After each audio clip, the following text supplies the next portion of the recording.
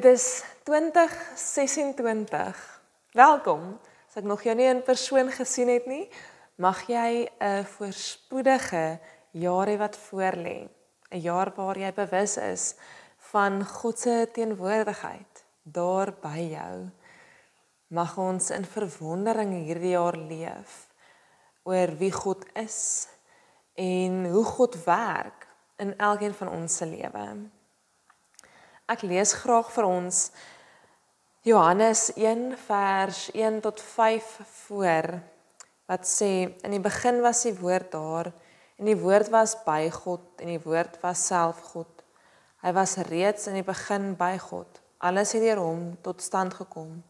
Ja, nie 'n enkele ding wat bestaan, het sonder hom tot stand gekom nie. In hom was daar lewe, en die lewe was die lig vir die mense. Die lig skyn in die duisternis. Die duisternis kon dit nie uitdoof nie. Here ons God, wat die lig vir die wêreld is, wat mens geword het en onder ons kom woon het, kom groet jou en hy sê vir jou genade en vrede vir jou my geliefde. Mag ons bewus wees van God se teenwoordigheid ook nou, wanneer ons saam op so 'n besondere manier saam is, om die Here se naam groot te maak. Ek lees graag vir ons die wet voor wat ons by God vind, wat vir ons kom leer hoe 'n gesonde geloofslewe lyk. En ek lees graag uit Matteus 22 vers 36 en 37. Meneer, vra hy, wat is die grootste gebod in die wet? Jesus antwoord hom, jy moet die Here jou God lief hê, met jou hele hart en met jou hele siel en met jou hele verstand. Dit is die grootste en die eerste gebod. En die tweede, wat hiermee gelyk staan, is jy moet jou naaste lief hê soos jouself. In hierdie twee gebooie is die hele wet en die profete saamgevat. Wat 'n mooi herinnering oor hoe ons lewe in verhouding met God en met die mense rondom ons kan lyk. God kom sê vir ons dat hy ons liefhet en dat ons naaste moet lief hê. Mag ons hierdie jaar ingaan met die strewe en die soeke daarna dat ons God eerstens sal lief hê bo alles en daarmee saam ook ons naaste sal lief hê. Kom ons neem 'n oomblik van stilte. Kan ons eintlik maar vir mekaar sê skuldbelydenis, waar ons vir die Here kom sê, erken of bely dat ons nie altyd dit reg kry om ons medemens lief te hê nie. Mag ons God vra om nou ook in ons harte te werk om daardie liefde ook in ons te kom kweek. Kom ons raak stil.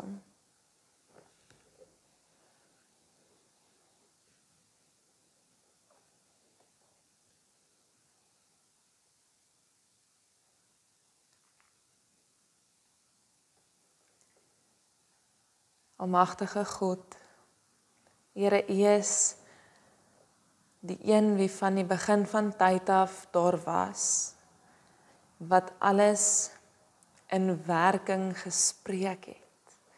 U het alles sorgvuldig so bymekaar gevoeg, dat ons tot vandag toe nie eintlik eers kan verstaan hoe dit alles werk nie, hoe alles so presies en perfek in mekaar pas nie, maar ons weet dat U die skepper is, dat U dit so sorgvuldig aan mekaar geweef het, soos U ook elkeen van ons sorgvuldig aan mekaar geweef het. Here, dankie dat U wat die skepper is, ook elkeen van ons ken en ons vorm daagliks steeds hervorm om al meer en meer gelyk te raak aan die beeld. Here, ons gaan nou uit die woord uit lees en dit nadink en ons vra dan ook sodat U deur die Heilige Gees ons harte sal kom aanraak. Here, ons vra dat U lig, U lewegewende lig oor ons sal kom skyn. Ons sal help om U beter te leer ken. Ons bid dit in groot afhanklikheid van U. Amen.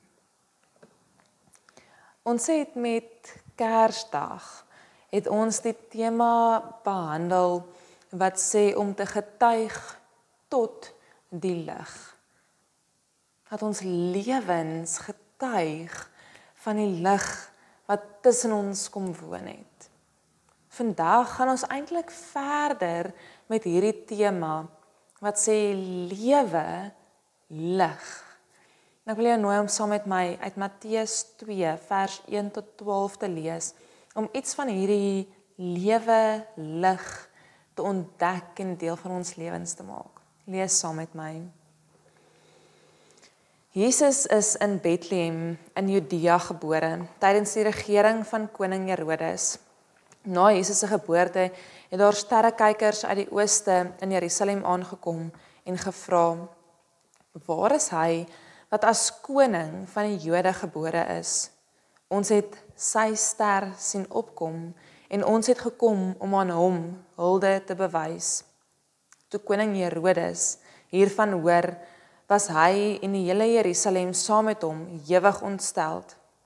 Hy het toe die priesterhoofde en die skrifgeleerdes van die volk bymekaar geroep en hulle uitgevra oor waar die Christus gebore sou word. Hulle het hom geantwoord, in Bethlehem in Judea, want so is dit deur 'n profeet geskrywe. En jy, Bethlehem, gebied van Juda, jy is beslis nie die kleinste onder die leiers van Juda nie. Uit jou sal 'n leier voortkom, wat vir my volk Israel 'n herder sal wees. Daarna het Herodes die sterrekykers in die geheim ontbied en noukeurig by hulle vasgestel wanneer die ster verskyn het. Hy het hulle na Bethlehem toe gestuur met die woorde, gaan doen noukeurig ondersoek na die kindjie, en as julle hom kry, laat my weet, sodat ek ook aan hom hulde kan bewys.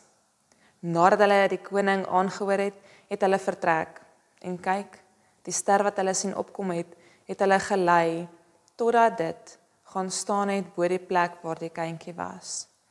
Toe hulle die ster sien, was hulle baie bly. Hulle het in die huis ingegaan en die kindjie saam met Maria, sy moeder, gesien en hulle het gekniel en aan hom hulde bewys.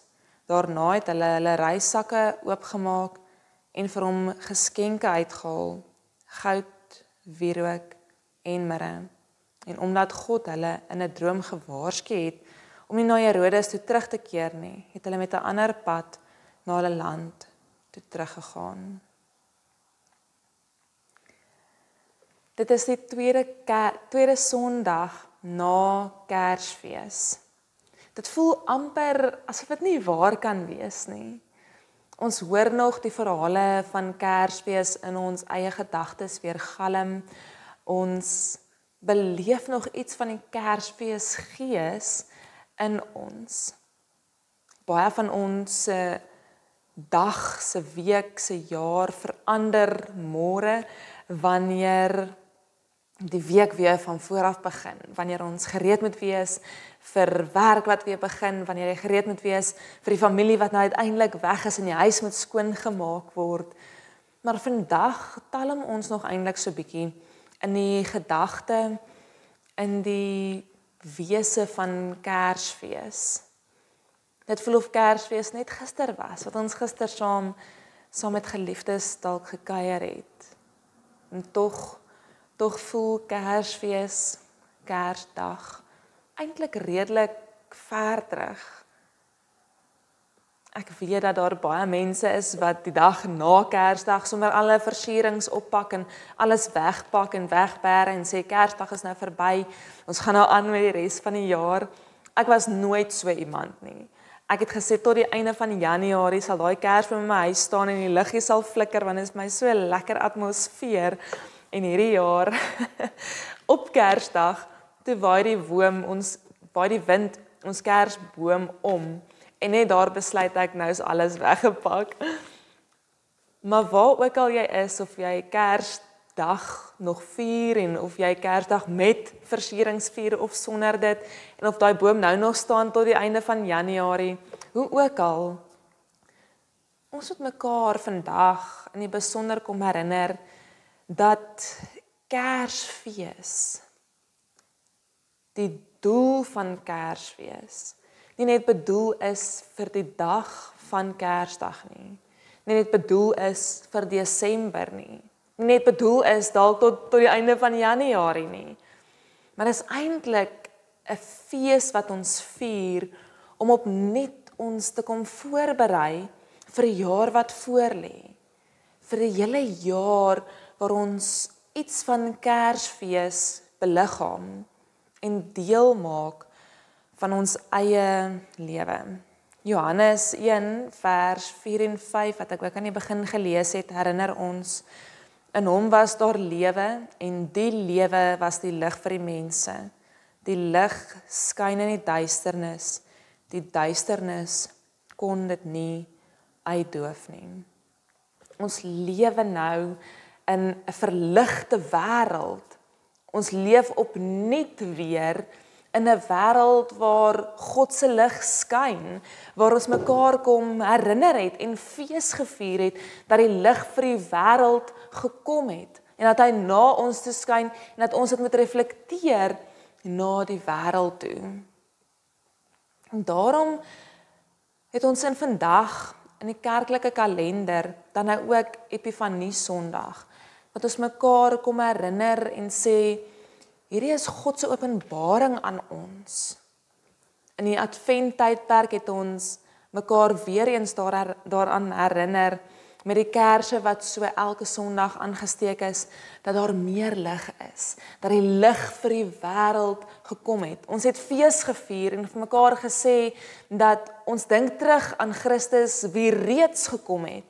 Ons dink vorentoe aan Christus wat weer sal kom, maar ons herinner mekaar dat Christus daagliks na my en jou toe kom en ons nooi om in hierdie verhouding met hom te leef. Hierdie lig wat alles kom verlig, die lewegewende lig. En wanneer ons dink aan Epifanie Sondag, wat ons dan nou vandag ook vier, is dit eintlik ons herinnering aan hierdie openbaring van God. Die Engelse woord is epiphany. Jy het 'n ontdekking gehad, amper so 'n asem wegslaan oomblik, 'n aha oomblik. God se openbaring, God se lig wat vir my en jou kom skyn. En daarom herinner ons mekaar dat ons nou in die lig lewe. Ons het die voorreg om nie te wonder waar die vreugde vandaan sal kom nie. Ons weet dat Christus vir ons die vreugde kom skenk het. Ons hoef nie in 'n donker wêreld te leef en te wonder of daar ooit weer vrede sal wees nie. Christus se lig, sy lewegewende lig, het vir ons vrede gebring, so ook hoop en liefde. En wanneer ons mekaar sê, ons leef nou in 'n wêreld vol lig, ons lewe nie meer in 'n duisternis nie, dan ontken ons nie die seer en die stikkend wat steeds rondom ons plaasvind nie. Ons ontken nie die feit dat daar mense is wat vandag na hierdie erediens luister en 'n donker tyd beleef nie. Ek weet van 'n hele paar gemeentelede wie 2025 op 'n baie donker plek afgesluit het. Mense wie die eerste dag van 2026 geliefdes aan die dood afgestaan het. Ons ontken nie die feit dat daar seer is nie. Ons ontken nie jou seer nie. Vandag wil ons wel graag mekaar herinner aan die feit dat God daar is. Soos wat Johannes se teks ook ons kom herinner, dat geen duisternis, geen donker in hierdie hele wêreld, maak nie saak hoe oorweldigend dit is nie. Niks van daardie donker Christus se lig sal uitdoof nie. God kom skyn steeds sy lewegewende lig oor ons. En hy help ons om die vrede en die vreugde en hoop en liefde te kan beleef. Inderwaarheid, hy nooi ons eintlik uit om daardie vreugde en vrede en liefde en hoop te kan beleef. Vandag is opnuut hierdie openbaring, hierdie epiphany van God wat sê, ek is by jou, so aan die begin van 2026, ek is by jou. Dink terug en onthou, aha, God is hier, God is mens hier tussen ons, hy het vir ons kom wys, hoe lyk 'n lewe in 'n intieme verhouding met hom. Ons kan in daardie wete wandel. So ons skriflesing vandag uit Matteus 2 kom help ons om in hierdie openbaring van God te leef. In hierdie openbaring wat hy vir ons kom sê en kom wys het, ek is die lig vir die wêreld. Dit help ons om in daardie waarheid te leef, om dit te ontvang en ons eie te maak. Ons lees die besonderse teks van waar Christus se lig vir die sterrekykers skyn. Ons lees in die teks wat dit sê, sy ster het hulle gelei om hom te kom ontdek. En ons teks begin met waar die sterrekykers op pad is na Jerusalem toe. Daarmee moet ons mekaar baie mooi herinner, Jerusalem is nie die plek waar Christus gebore is nie. Hierdie ster lei die sterrekykers eers na Jerusalem toe, wat die navorsing eintlik vir ons wys so 9.6 km weg is van Bethlehem af. En hulle kom daar in die hoofstad en hulle vra, waar is die koning van die Jode? Ons weet Jerusalem is eintlik die episentrum van die Jode en Herodes beskou homself as die koning van die Jode. En ons besef hier dat hy eintlik so 'n bietjie verontwaardig is dat daar 'n koning van die Jode gebore is. Hy self is dan die koning van die Jode. Hy is kwaad en hy wil graag weet, wie is hierdie koning van die Jode? Hy roep die skrifgeleerdes bymekaar en die fariseërs en hy vra vir hulle, wie is hierdie koning van die Jode? Die sterrekykers het hier by koning Herodes iets kom aansteek, iets kom aanwakker wat hy self nie eers geweet het en besef het in homself leef nie. Hy is jaloers. Hy wil nie graag vervang word nie.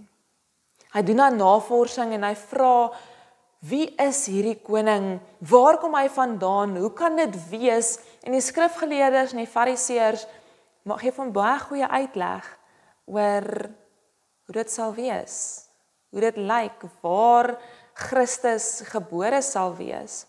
En dan stuur hy die sterrekykers eintlik met 'n agenda na Bethlehem. En hy stuur vir hulle om te sê, gaan kyk wie is hy en kom vertel vir my. En eintlik wil hy nie weet wie Jesus is nie. Hy wil nie weet hoe hierdie kindjie lyk wat gebore is nie. Later sal ons leer dat hy alle kinders onder 2 jaar laat doodmaak het. Juis omdat Christus 'n baba in daardie tyd vir hom 'n bedreiging was. Interessant is dat Herodes op hierdie oomblik in sy lewe op 'n plek was wat die mense skryf, een van die filosowe in daardie tyd skryf, dit was beter vir jou om Herodes se vark te wees as sy eie seun, want as jy iets gedoen het waarvan hy nie gehou het nie, het hy nie geskroom om jou dood te maak nie. En dis hoe Herodes op die pad gekom het wat hy later dan eintlik sou sê alle kinders onder 2 jaar moet doodgemaak word. Hoekom onder 2 jaar? Want die sterrekykers het eintlik so 'n bietjie vertoef daar in Jerusalem. Baie keer hoor ons die verhale van die skaapwagters en die sterrekykers en ons het eintlik hierdie beeld in ons gedagte dat hulle almal opeens daar by Jesus in die stal aangekom het. Maar hier ontdek ons dat die sterrekykers dalk selfs maande later eers daar aangekom het. Party mense sê dis 2 weke, party mense sê dis 'n bietjie langer, party sal dalk selfs so ver gaan en sê dit kan tot 2 jaar geneem het en daarom sou Herodes sê almal onder 2 jaar moet doodgemaak word. Sodat hierdie bedreiging nie meer daar vir hom sou wees nie. Die sterrekykers reis dan en hulle gaan na die stal toe, daar waar Christus gebore is. Daar waar hulle vir hom goud, wierook en mirre bring. Maar dit is my so interessant dat ons juis hierdie verhaal van die sterrekykers vind hier in Matteus. Want sterrekykers is nie noodwendig die tipiese groep mense wat ons sou dink gestuur sou word om Christus te gaan ontmoet nie, om eer aan God te bring nie. Want sterrekykers was eintlik maar, kan ons in vandag se tyd sê, 'n groep op hulle eie, 'n groep mense op hulle eie. Hulle het wiskundige somme gedoen, hulle het na die sterre gekyk en dit ontleed en hulle het daarvolgens die toekoms selfs voorspel. Sommige mense redeneer dat hulle konings kon wees, maar wanneer ons na die sterrekykers kyk, dan sien ons hulle die ster gevolg na Jerusalem. Daar het hulle 'n bietjie getalm om meer duidelikheid te kry en uiteindelik lei dit hulle verder na waar Christus is. Dis mense wie moontlik nie soveel aansien in daardie tyd sou hê nie, veral nie in Jerusalem nie, veral nie onder die Jode nie, maar tog is hulle die groep wat gestuur word om eer aan God te bring, aan Jesus Christus daar in die stal. 'n lig, God se lig, lei hulle, verlig hulle en gee vir hulle iets van die ewige lewegewende lig. Mense wie ons nie noodwendig sou dink dit by sou uitkom nie. En dit dryf ons om iets breër te verstaan van wie God is, van hoe God werk, van met watter tipe mense God werk. Mense van wie ons nie noodwendig hou nie. Mense wat ons nie noodwendig sou sê deel is van ons kringe nie. En wanneer ek self hierdie teks lees en so oor die sterrekykers nadink, dan kom daar eintlik so 'n bietjie ongemak in my eie hart. So eintlik bietjie 'n wondering, want ek self is lief vir die kerk en haar strukture, vir die manier hoe ons dink daar oor God gepraat word en hoe ons dink God homself aan ons openbaar. Maar hierdie is anders. God werk op ander maniere. God ontmoet die sterrekykers daar waar hulle is. Hy gebruik dit wat vir hulle bekend is en nooi hulle in. Hy sê nie vir die sterrekykers, julle gaan eers na erediens toe, gaan ontmoet my daar en dan sal ek vir julle leer wie ek is nie. Hy sê nie vir hulle, gaan eers op 'n Christelike kamp of woon 'n groot Christelike geleentheid by en daar daar sal ek iets van myself aan julle openbaar nie. Nee, hy gebruik hulle daar waar hulle is. Daar waar hulle besig is met dit wat hulle elke dag doen. En hy sê vir hulle, kom nader. Kom kyk waarmee ek besig is. Hiermee sê ons glad nie dat die kerk en haar strukture enigsins oorbodig is nie. Daar's plek daarvoor. Dit is goed dat ons op 'n sekere manier by mekaar kan wees, dat ons op 'n sekere manier oor God dink en verstaan hoe God homself aan ons kom openbaar. Maar iets in hierdie teks, iets van die sterrekykers en die manier hoe God daar met hulle werk, nooi ons uit om op die uitkyk te wees vir nuwe maniere hoe God homself aan ons kom openbaar. Natuurlik toets ons dit altyd teen sy woord. Maar God gebruik my en jou hier in die chaos van die lewe, in die besig wees, en kan ons dalk maar self sê in 'n duister wêreld om opnuut hom te leer ken. Om opnuut maniere te vind, maniere raak te sien van hoe God homself aan ons openbaar op die ongewone plekke, dalk selfs die ongemaklike plekke, die plekke wat vir ons selfs vreemd sou wees. God nooi ons uit en sê, ek het die sterrekykers gebruik om eer te bring daar in die stal aan Christus. Ek wil jou gebruik om my naam groot te maak, my te eer in hierdie jaar wat voorlê. 2026 lê soos 'n onbekende oop groot boek voor ons. Dit hang van ons af hoe vol ons dit gaan skryf van maniere ons God leer ken het. Plekke waar ons God ontdek het. En vir baie van ons vind ons God in die natuur en in die oopte en in die stilte. Maar mag ons op soek wees na plekke wat ongewoon is. Plekke wat ons nie altyd dink die Here noodwendig daar aan die werk sou wees nie. Sodat ons meer van God sal leer ken. Sodat ons selfs in plekke wat vir ons donker voel, die lig kan reflekteer. God se lig na die wêreld toe kan skyn. Want so hou ons aan om in die Kersfees ritme te leef.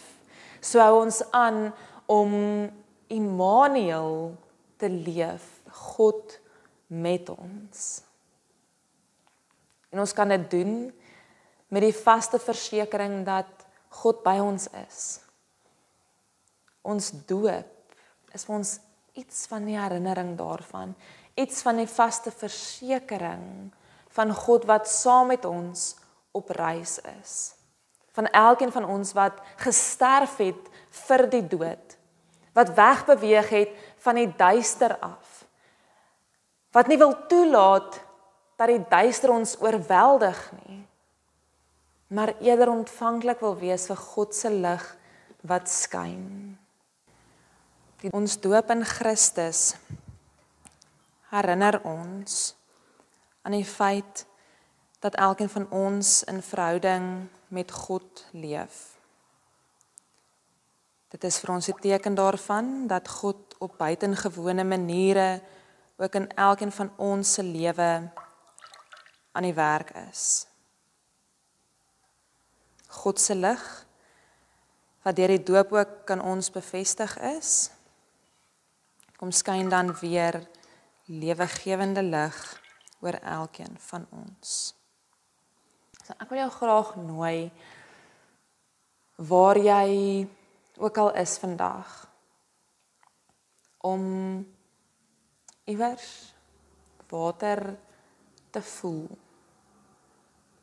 En daarmee sê ons nie, jy herdoop jouself nie.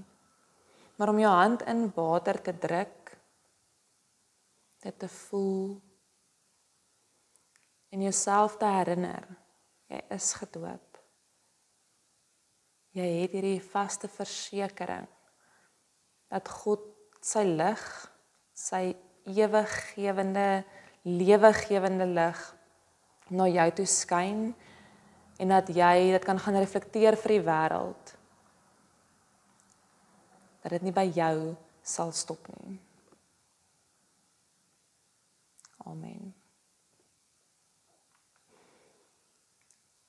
Almagtige God, die onsekerheid en die donker van die wêreld kan ons so maklik oorweldig. Here, ons weet nie wat hierdie jaar vir ons inhoud nie. Sommige van ons is versigtig optimisties. Sommige van ons weet nie of ons eers die volgende tree kan gee nie. Sommige van ons is uit ons naadheid opgewonde, omdat ons reeds 'n paar dinge in die pyplyn het. Waar ons ook al in ons lewensreis is, Here, vra ons dat U ons gereeld deurlopend sal kom herinner, dat ons in hierdie lig van U kan lewe, dat ons lig kan lewe, dat ons nie swaar hoef te dra aan die donker wat die wêreld na ons kant toe gooi nie, want ons weet niks, geen duister, geen donker kan die lig uitdoof nie. Ons vra dit in groot afhanklikheid van U. Amen. Ontvang die seën van die Here. Die liefde van God ons Vader, die genade van ons Here Jesus Christus en die krag en die werking van die Heilige Gees is by jou. Dit lei jou om God se lig vir die wêreld op gewone plekke en ongewone plekke te reflekteer. Amen.